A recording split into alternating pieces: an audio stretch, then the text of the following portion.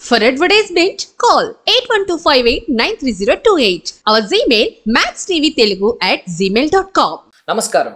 Max TV ప్రేక్షకులకు స్వాగతం, సుస్వాగతం. తరాలు గడిచే కొద్దీ మానవ మేధస్సు పెరుగుతూనే ఉంది. బట్ ఎంత పెరిగినా కూడా మానవ మేధస్సుకు అంతు చిక్కని రహస్యాలు చాలా ఉన్నాయి. అందులో ఒకటే జాతకాలు అన్నమాట. సో ఈ జాతకాల గురించి మనకు తెలియని ఎన్నో విషయాలు అడిగి తెలుసుకుందాం.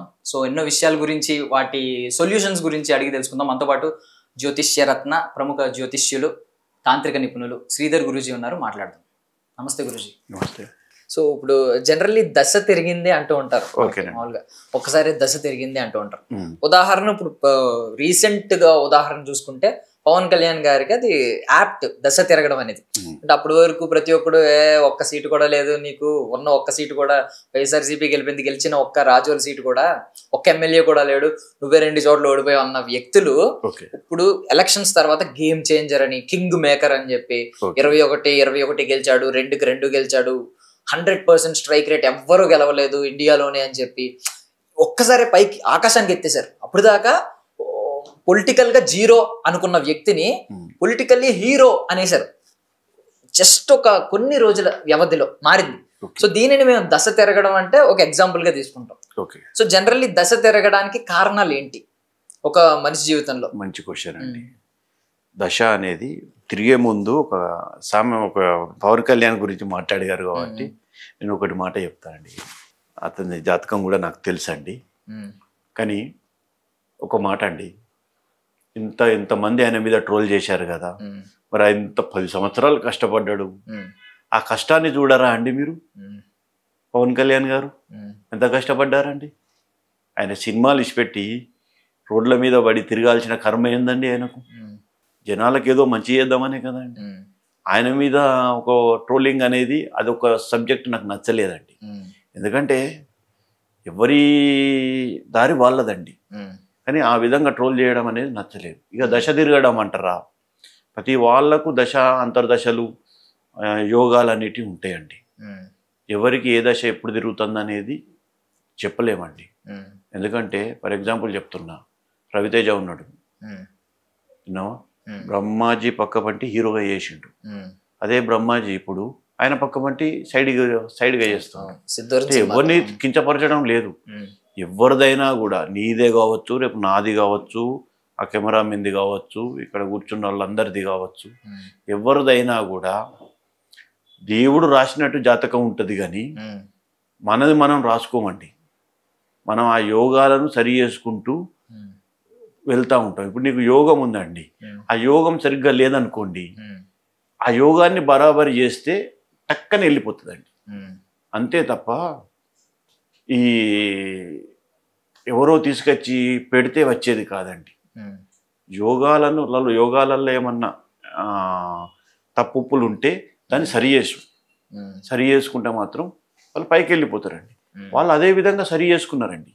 చంద్రబాబు నాయుడు కావచ్చు, పవన్ కళ్యాణ్ కావచ్చు, వాళ్ళ మైనస్లు ఏంటి, ప్లస్లు ఏంటి అని సరి చేసుకున్నారు. కొన్ని పూజలు చేయించుకున్నారు కాబట్టి వాళ్ళు ప్లస్ అయిపోయారు. అంతే తప్ప దశ తిరగడం అనేది అదే దశ తిరగడం అంటే. ఆ టైం వచ్చింది వాళ్ళకు. ఆ టైములనే పూజ చేసుకోవాలని ఒక సంకల్పం వచ్చింది. ఆ టైములనే మోడీ వచ్చి కలిశాడు. ఇవన్నీ ఇట్లా ఒక రకమైన కలిసి వచ్చడం కాబట్టి దాన్ని దశ తిరగడం అంటారు. తప్పులేదు కదా అండి, తప్పులేదు కదా అండి.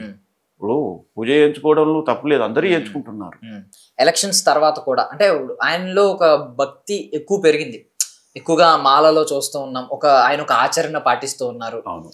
ఎలక్షన్స్ ముందు నుంచి పాటిస్తున్నారు, రిజల్ట్ చూసిన తర్వాత కూడా ఇంకా పాటిస్తూ ఉన్నారు. అంటే ఈ సక్సెస్ వెనక ఏమైనా తాంత్రిక పూజలు కూడా కారణం అని మీరు నమ్ముతున్నారా? ఆయన ఏమైనా చేయించుకుని దాన్ని బలంగా నమ్ముతున్నారు అని ఏమన్నా ఇది కారణం అయి ఉండొచ్చు అంటారా? అవునండి. ఇప్పుడు ఆయనది పర్సనల్ విషయం. పవన్ కళ్యాణ్ గారు చాలా గొప్పవారు, గొప్ప ఆశయం గల వ్యక్తి. ఆయన ఆశయాలు కూడా చాలా గొప్పగా ఉంటాయి. కాబట్టి చేయించుకుంటే తప్పే ఉందండి. 10 మందికి మంచి చేసేవాడు చేయించుకుంటే తప్పలేదు కదండి. చేయించుకున్నాడు కావచ్చు కాబట్టి ఆ విధంగా జరుగుతుంది. చేయించుకునే అవకాశాలు కూడా ఉంటాయి కాబట్టి ఆ విధమైన మారడం అనేది చాలా శుభపరిణామమే కదా. ఏంది అవునా కదా? ఆ విధంగా మారడం అనేది శుభపరిణామమే కదా. కాబట్టి నేనైతే దాన్ని ఏం పెద్ద చెడుగా భావించడం లేదండి, మంచిగానే భావిస్తున్నా. ఆయన ఆ కష్టాన్ని తగ్గ ఫలితమే దొరికింది అనుకుంటున్నా. ఈయనేందండి చాలా మంది పూజలు చేయించుకుంటారండి, చేయించుకోవడం తప్పులేదండి. కాబట్టి ఇందులో నాకేం తప్పు కనబడతలేదండి. సో ఇప్పుడు ఆయన దశ తిరిగింది మాకు కూడా ఆనందంగా ఉంది. నేను కూడా ఒక అభిమానిని, నాకు ఆనందంగా ఉంది ఆయన. అవునండి. బట్ ఇది ఎన్నాళ్ళు ఉంటుంది? ఆయన ఈ ఆనంద గడియలు ఇప్పుడు నడుస్తూ ఉన్నాయి. సో ఈ దశ ఎన్నాళ్ళు ఉంటుంది ఆయన జీవితంలో అనేది మాకేమన్నా తెలుసుకోవాలని అనిపిస్తుంది. ఇది ఎన్నాళ్ళు ఉంటుంది అనేది నేను చెప్పకూడదండి యథార్థంగా. ఎందుకంటే ఇప్పుడు ఇందాకనే నేను చెప్పానండి, బహిర్గతం చేయకూడదు, జాతకాన్ని బహిర్గతం చేయకూడదు యథార్థంగా. ఎందుకంటే వాళ్ళు మాకు ఒక గురువు స్థానం ఇచ్చారండి. గురుస్థానం ఇచ్చినప్పుడు మేము బహిర్గతం చేస్తే ఎన్నాళ్ళు ఉంటుంది అని చెప్తే శత్రువులు బలపడతారండి. అవసరమా అండి మాకు మేము అతన్ని బలహీనం చేయడం? ఈ మాట అన్నారు కాబట్టి చెప్తున్నాను. చాలా మందికి తాంత్రిక పూజలు అనగానే ఒక అపోహ ఏంటంటే, మీకు తెలుసు బాణామతి చేతబడి ఇలాంటివని, అదిదో భయం దాని వైపు వెళ్ళడానికి భయపడుతూ ఉంటారు చాలా మంది. అసలు ఏమంటారు? మీరు క్లారిటీ ఇవ్వండి, క్లియర్ గా మన ఆడియన్స్ కి క్లారిటీ ఇవ్వండి. అసలు తాంత్రిక శక్తి, తాంత్రిక పూజలు అంటే ఏంటి, తంత్ర వైద్యం అంటే ఏంటి? తాంత్రిక పూజలు అనేటి అమ్మవారి పూజలు అండి. దుర్గామాత రూపాలే అవన్నీ. దుర్గామాతకు చాలా రూపాలు ఉన్నాయి. అందులో దశమహావిద్యలు, అష్టమహావిద్యలని చాలా ఈ విధంగా ఉంటాయండి. చాలామంది తాంత్రికం అంటే ఎందుకు భయపడతారో తెలియదు, కానీ ఇవి కొన్ని యుగాల నుంచి, కృతయుగం, ద్వాపరయుగం, త్రేతాయుగం, ఇది ఇప్పుడు కలియుగం ఆఖరి పాదం వచ్చిందండి. కలియుగం ఆఖరి పాదం, దీని తర్వాత సత్యయుగమే. కాబట్టి ఈ టైంలో కలి బాగా విపరీతమైన చెడు ప్రభావాన్ని చూపిస్తూ ఉంటాడు. కాబట్టి తాంత్రికానికి కంపల్సరీ పెద్దపీట వేయాలి. ఇక భయపడడం అనేది ఇప్పటి సంది కాదండి, ఇవి కొన్ని యుగాల నుంచి వస్తుంది. కొన్ని యుగాల నుంచి ఈ తాంత్రిక పూజ అనేది మనకు వస్తుంది. కానీ సినిమాలల్లా కొన్ని సీన్స్ కానీ, కొన్ని భయపెట్టే అంశాలు కానీ ఇవి చూసేసరికి తాంత్రికం అనేసరికి వాళ్ళకి అదే గుర్తుకొస్తుందండి.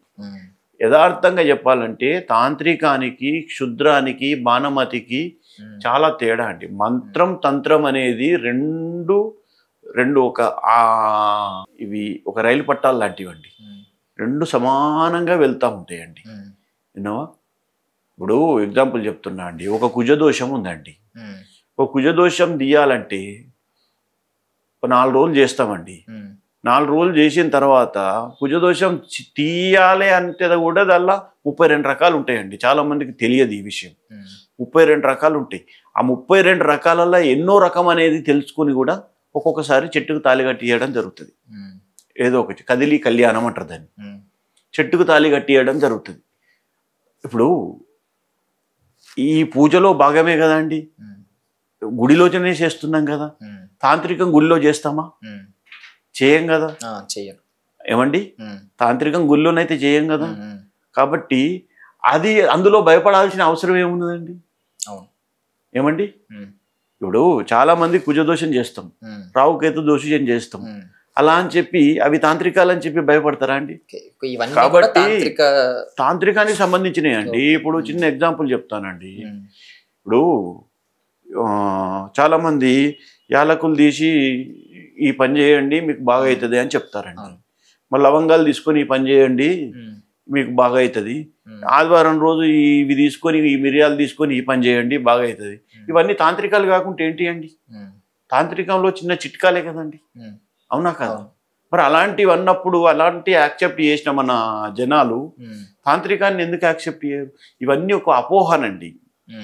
ఇవన్నీ పూజారులు ఒక రకమైన జనాలలో కల్పించిన ఒక అపోహ. తాంత్రికం అనేది చాలా పవర్ఫుల్ అండి. అది దానికి చేయించుకోవాలంటే యోగం ఉండాలి. అట్లంటే సినిమా ఫీల్డ్లో కావచ్చు, రాజకీయంలో కావచ్చు, ఎన్నో డాక్టర్స్లో కావచ్చు, మంచి ఎన్ఆర్ఐలో కావచ్చు, చాలా మందికి చేశామండి మేము. వాళ్ళు ఇప్పుడు ఏమన్నారు? మంచి మంచి స్థానాలలో ఉన్నారండి. ఏం కాలేదు కదా.